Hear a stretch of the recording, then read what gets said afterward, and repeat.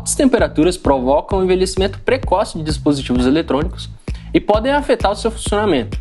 Isso é muito importante no caso de LEDs, pois a temperatura afeta diretamente a emissão de luz. Portanto, é muito importante saber como o calor é gerado dentro do LED e medir a temperatura na sua zona mais quente, a junção. Oi, eu sou o André e hoje eu vim explicar para vocês como o calor é gerado dentro de um LED e como medir a temperatura na sua zona mais quente, a junção, o famoso TJ. Você vai sair daqui entendendo como funciona o método mais moderno de medição na temperatura TJ e como isso é importante para desenvolver um bom produto. Um LED funciona basicamente assim: entra elétron, sai luz.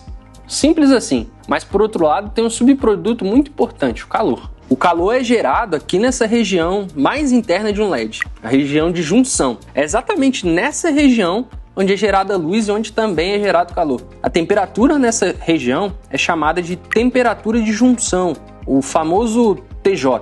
Essa região não é diretamente acessível. Então, como podemos medir a temperatura de junção de um LED? E principalmente, como a gente pode medir com o LED funcionando? Para isso, se usa uma propriedade fundamental dos LEDs. Os LEDs são diodos, do inglês Light Emitting Diode, ou diodo emissor de luz. E os diodos podem ser usados como sensores de temperatura devido a uma característica especial, a tensão termodinâmica. Essa tensão, presente na equação de Shockley do diodo, afeta diretamente a tensão terminal do diodo quando fixada a corrente. Dessa forma, usando uma fonte de corrente, você pode observar a tensão do diodo para uma corrente especificada e assim calcular sua temperatura.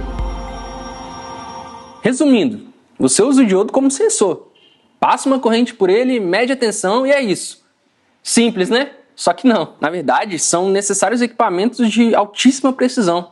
Precisão é tudo nesse contexto, principalmente a fonte de corrente, ela tem que ser muito precisa. A medição de tensão tem que ser muito precisa. Além disso, o intervalo de medição precisa ser muito rápido e o sistema de aquisição também tem que ser muito rápido.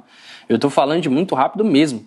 Uma fração de microsegundos. Após isso, a gente tem uma leitura muito boa de tensão, da qual a gente pode tirar uma curva muito importante, a Structure Function. Aqui na empresa, a gente chama de curva térmica característica.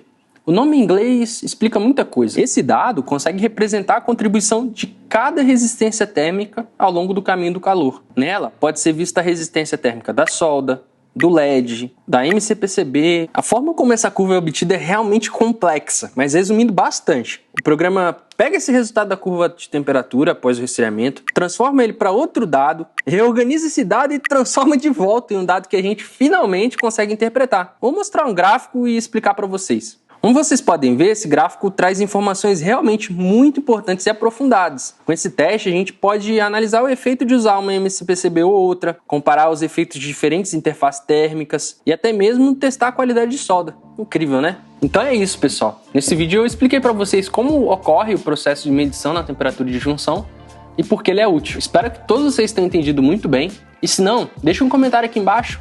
Ou então até mesmo envia sua luminária pra gente, que a gente testa e envia esses dados para vocês bem explicado.